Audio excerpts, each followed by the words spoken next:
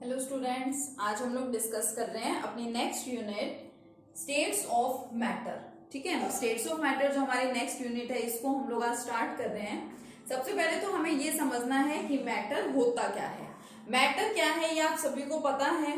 Anything which occupy space and has mass is known as matter. First unit में भी हम लोगों ने पढ़ा था कि वो हर एक चीज जो कि स्पेस ऑक्यूपाई करती है और जिसका मास होता है उसको हम लोग क्या कहते हैं, मैटर बोलते हैं। ठीक है, फॉर एग्जाम्पल आपका ये बोर्ड है, बोर्ड क्या कर रहा है, इट ऑक्यूपाई स्पेस, की स्पेस भी ऑक्यूपाई कर रहा है और इसके अंदर कुछ ना कुछ मास भी है।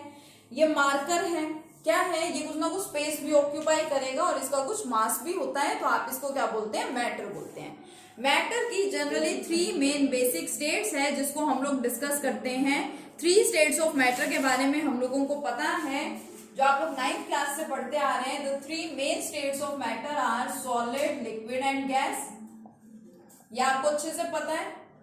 The 3 main states of matter are solid, liquid and gas. अब बात आती है कि सॉलिड, लिक्विड, गैस को हम लोग किस तरीके से डिफाइन करते हैं, कैसे आइडेंटिफाई करते हैं, ये भी आप लोग फर्स्ट यूनिट में पढ़ के आ रहे हैं। दोबारा से जस्ट एज रिवीजन यहाँ पे हो रहा है कि सॉलिड, लिक्विड, गैस आपको दोबारा से यहाँ पे डिस्कस करने हैं, लेकिन जो मेन पॉइंट है that is the arrangement of constituent particles. जो भी आपका सब्सटेंस है उसके अंदर जो कॉन्स्टिट्यूएंट पार्टिकल्स हैं उनकी अरेंजमेंट कैसी है, arrangement of constituent particles. Constituent particles की अरेंजमेंट के बेसिस पे हम लोग आइडेंटिफाई करते हैं कि हमारा जो भी सब्सटेंस है क्या वो सॉलिड है, क्या वो लिक्विड है या फिर वो गैस है। सबसे पहले तो आपको ये पता हो कि कॉन्स्टिट्यूएंट पार्टिकल्स होते क्या हैं। कॉन्स्टिट्यूएंट पार्टिकल्स का मतलब होता है जिससे मिलके कोई भी सब्सटेंस बना होता है। कॉन्स्टिट्यूएंट पार्टिकल्स क्या हैं, जिनसे मिलके कोई भी सब्सटेंस बना होता है। देखिए बोर्ड है, किसी ना किसी से मिलके बना हुआ होगा, जिससे मिलके बना है उसको बोलते हैं इसके कॉन्स्टिट्यूएंट पार्टिकल। कोई भी सब्सटेंस, या हम लोग केमिस्ट्री पढ़ रहे हैं, हम लोग कंपाउंड्स की बात करते हैं, तो मैं एक कंपाउंड का एग्जांपल ले लेती हूँ। Suppose I have sodium chloride.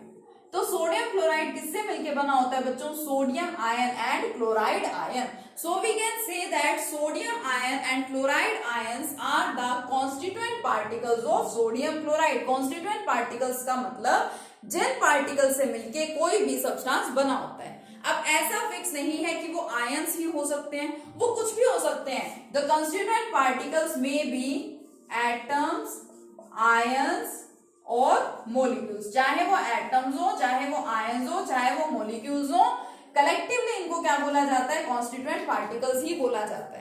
तो कॉन्स्टिट्यूएंट पार्टिकल्स की अरेंजमेंट कैसी है, किस तरह से वो अरेंज्ड है, उन्हीं के बेसिस पे हम लोग स्टेट्स ऑफ मैटर को डिफाइन करते हैं कि वो सॉलिड है, लिक्विड है या फिर गैस है। मान लीजिए ये कॉन्स्टिट्यूएंट पार्टिकल है, इसको मैं ऐसे रिप्रेजेंट कर रही हूँ। सपोज कॉन्स्टिट्यूएंट पार्टिकल्स इस तरह से बहुत ज्यादा क्लोज एक दूसरे के लाई करते हैं। ठीक है, बहुत क्लोज है एक दूसरे के, ये फर्स्ट अरेंजमेंट। सेकेंड अरेंजमेंट मान लीजिए ये एक कॉन्स्टिट्यूएंट पार्टिकल, ये सेकेंड, ये थर्ड, इस तरह से मैंने यहाँ पे कॉन्स्टिट्यूएंट पार्टिकल्स दिखाए। ये सेकेंड टाइप के अरेंजमेंट है। थर्ड टाइप के अरेंजमेंट की बात करूं, मान लीजिए फर्स्ट पार्टिकल यहाँ है, सेकेंड यहाँ है, एक यहाँ है, इस तरह से पार्टिकल्स की अरेंजमेंट है। तो जब कॉन्स्टिट्यूएंट पार्टिकल्स बहुत ज्यादा क्लोज होते हैं एक दूसरे के, एक दूसरे के बहुत ज्यादा क्लोज हैं, इसका मतलब उनके बीच में बहुत strong forces of attraction present होते हैं। तो इस टाइप की जो अरेंजमेंट है वो आपको कहाँ पे मिलती है, सॉलिड्स में। तो सॉलिड को हम लोग कैसे डिफाइन करते हैं, द सब्सटेंसेस और the state of matter in which the constituent particles are very close to each other, जिसमें कॉन्स्टिट्यूएंट पार्टिकल्स एक दूसरे के बहुत ज्यादा क्लोज होते हैं, so that the forces of attraction between them is very high, कि उन जो पार्टिकल्स हैं उन पार्टिकल्स के अंदर फोर्सेस ऑफ अट्रैक्शन बहुत ज्यादा स्ट्रॉन्ग होंगे। क्यों, क्योंकि वो एक दूसरे के बहुत ज्यादा क्लोज हैं। जब कॉन्स्टिट्यूएंट पार्टिकल्स थोड़े से दूर होते हैं एक दूसरे से, तो वो स्टेट क्या होती है, लिक्विड स्टेट है। और जब बहुत ज्यादा फार है, बहुत ज्यादा फार को क्या बोला जाता है, फार अवे, तो उसको आप लोग क्या बोलेंगे, गैसियस स्टेट। ये आप लोग पढ़ के आए हैं। अब इन्हीं के बेसिस पे, कॉन्स्टिट्यूएंट पार्टिकल्स की अरेंजमेंट के बेसिस पे आपने एक्सप्लेन कर दिया कि आपका सब्सटेंस सॉलिड है, लिक्विड है या फिर गैस है। और इसी तरीके से आप सॉलिड, लिक्विड और गैस को डिफरेंशिएट भी कर सकते हैं। लेकिन ये कंसेप्ट यहीं तक ही लिमिटेड नहीं है। अभी तक आप लोग 3 मेन स्टेट्स ऑफ मैटर को डिस्कस करते थे और वो 3 मेन स्टेट्स ऑफ मैटर यही है आपकी सॉलिड, लिक्विड एंड गैस। लेकिन अब आप पढ़ेंगे कि इन तीनों स्टेट्स के अलावा 2 और स्टेट्स भी होती हैं जिसको हम लोग मैटर की स्टेट में ही कंसिडर करते हैं। There are 2 more states of matter. और कौन कौन सी हैं वो दोनों स्टेट्स, सॉलिड, लिक्विड और गैस के अलावा? First one is the plasma state. एक तो क्या है, प्लाज्मा स्टेट होती है, और दूसरी क्या है, सुपर कूल्ड सॉलिड। तो हम लोग ये बोल सकते हैं along with solid, liquid and gas there are 2 more states of matter। और वो जो 2 more states है मैटर की वो कौन कौन सी है बच्चों? प्लाज्मा स्टेट, ठीक है, प्लाज्मा बोलते हैं उसको। First one is plasma and second one is the super cooled solid.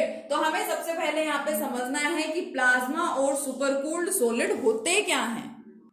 चलिए अब ये दोनों स्टेट्स पे डिस्कस कर लेते हैं कि प्लाज्मा क्या है और सुपर कूल्ड सॉलिड क्या है।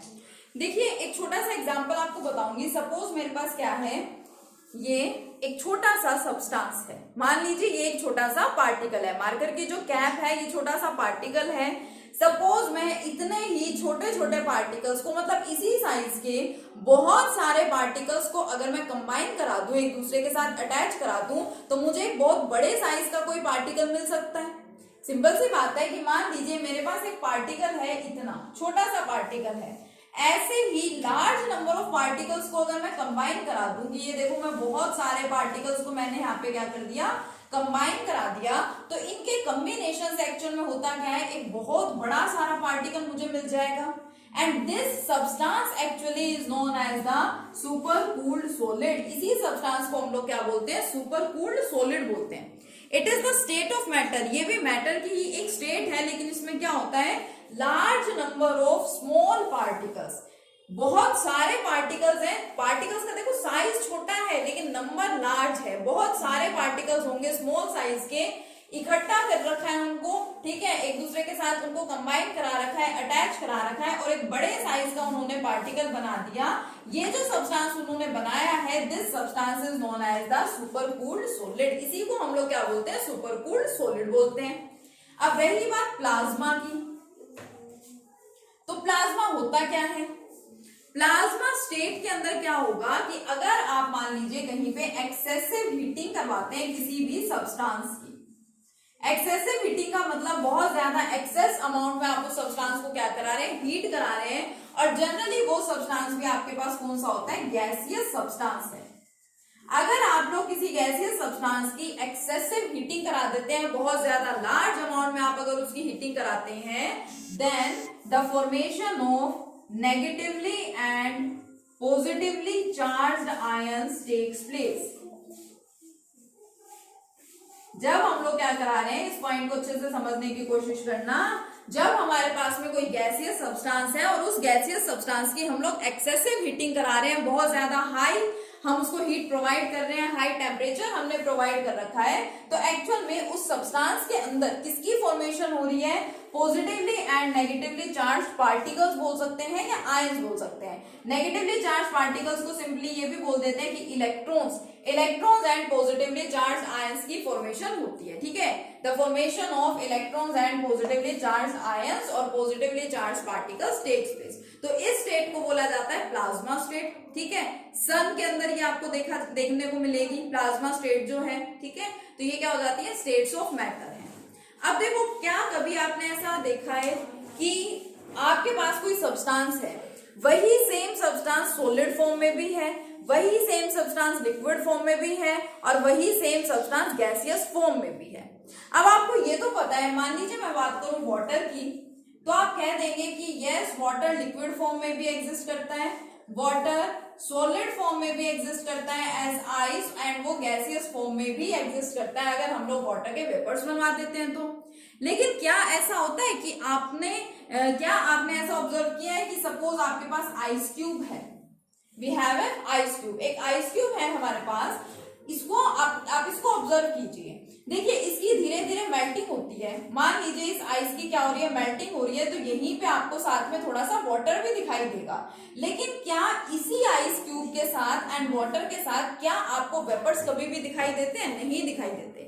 क्या ऐसा हो सकता है कि जो मार्कर है इसकी मुझे सॉलिड फॉर्म दिख रही है, इसी के साथ ही मुझे इसकी लिक्विड फॉर्म भी दिखाई दे और इसी के साथ ही मुझे इसकी गैसियस या वेपर फॉर्म भी दिखाई दे, बिल्कुल हमें ये इमेजिनरी कंसेप्ट लगता है। हमें लगता है कि ऐसा पॉसिबल होता ही नहीं है, but yes it is possible. एक पर्टिकुलर टेम्परेचर होता है which is known as the triple point. बहुत इंपॉर्टेंट है ये ट्रिपल पॉइंट, एक नंबर में पूछी जाती है इसकी डेफिनेशन एग्जाम्स में, तो इसको याद रखेंगे। ट्रिपल पॉइंट एक ऐसा पर्टिकुलर टेम्परेचर है, it is the temperature at which solid, liquid as well as gaseous forms of a substance exist simultaneously. वो टेम्परेचर जिसके ऊपर किसी भी सब्सटेंस की सॉलिड, लिक्विड और गैसियस स्टेट एक साथ एग्जिस्ट करे, उस टेम्परेचर को हम लोग क्या बोलते हैं? ट्रिपल पॉइंट बोलते हैं।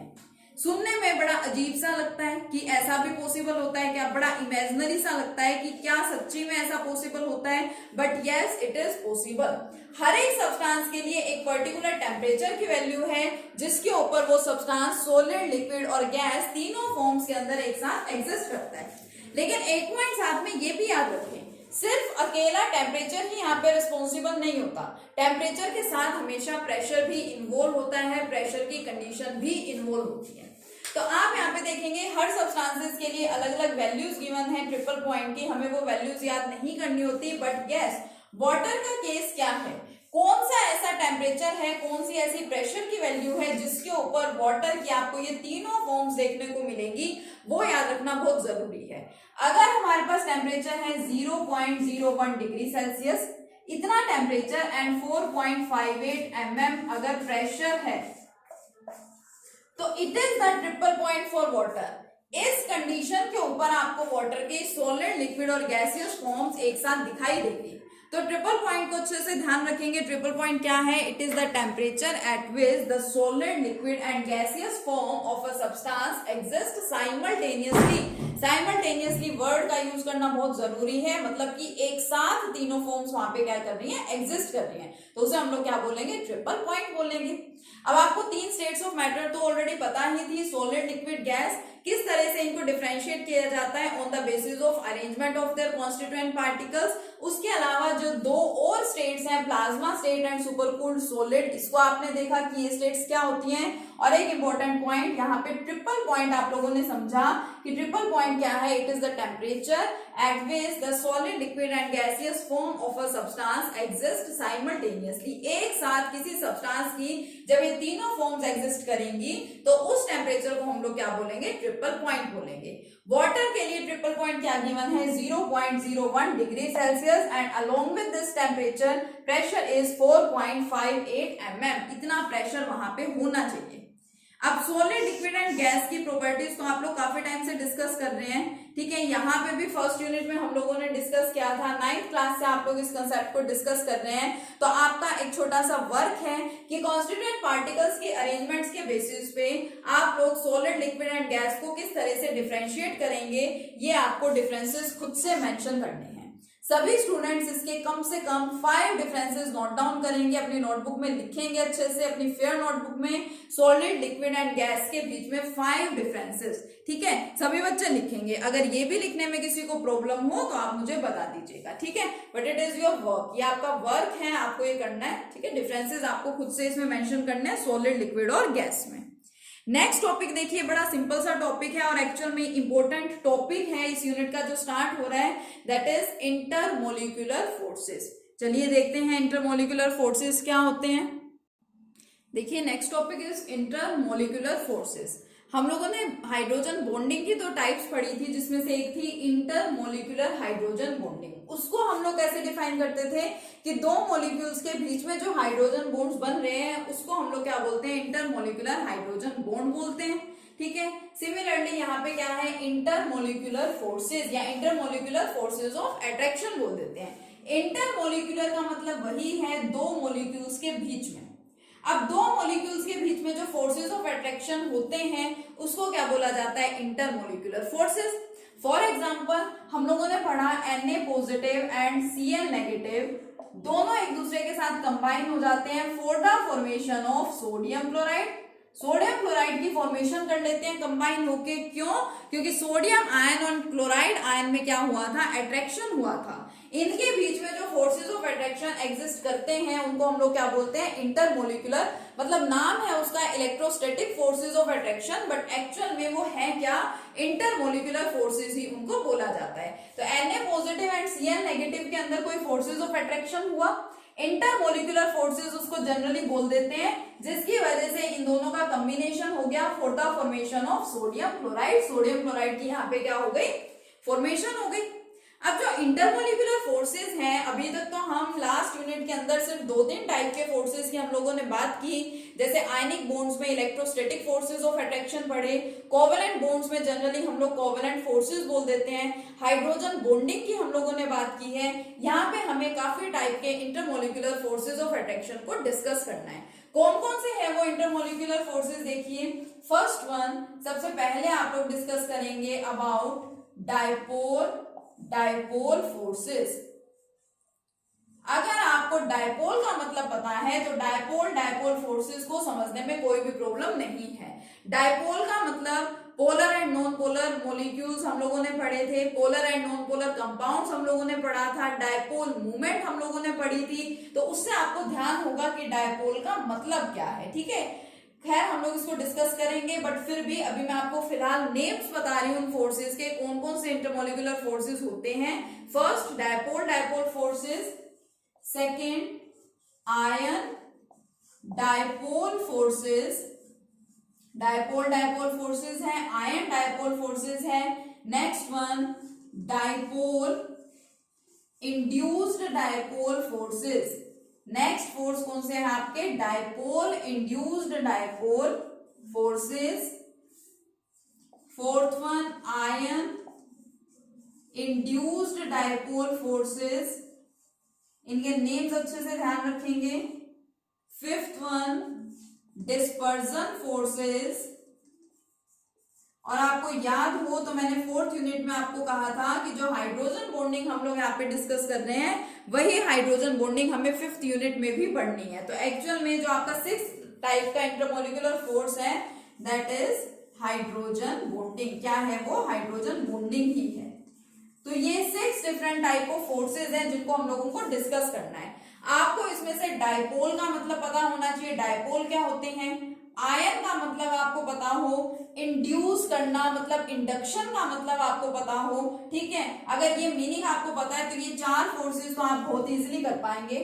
हाइड्रोजन बॉन्डिंग हम लोग पहले डिस्कस कर ही चुके हैं, और ये जो डिस्पर्जन फोर्सेस है ये भी इन्हीं से ही रिलेटेड है। ठीक है, तो नेक्स्ट लेक्चर में हम इस टाइप इनको डिटेल में डिस्कस करेंगे। अभी मैंने आपको जस्ट इसकी टाइप्स बताई हैं। There are 6 main types of intermolecular forces of attraction, dipole forces, ion dipole forces, dipole induced dipole forces, ion induced dipole forces, dispersion forces and hydrogen bonding. Next lecture में देखेंगे कि इनका मतलब क्या होता है और हम इनको किस तरीके से डिफाइन करेंगे। ओके, लेकिन आपका जो वर्क है उसको कर लीजिएगा। सॉलिड, लिक्विड और गैस के अंदर कम से कम 5 डिफरेंसेस आप सभी को मेंशन करने हैं on the basis of arrangement of their constituent particles. Okay, thank you.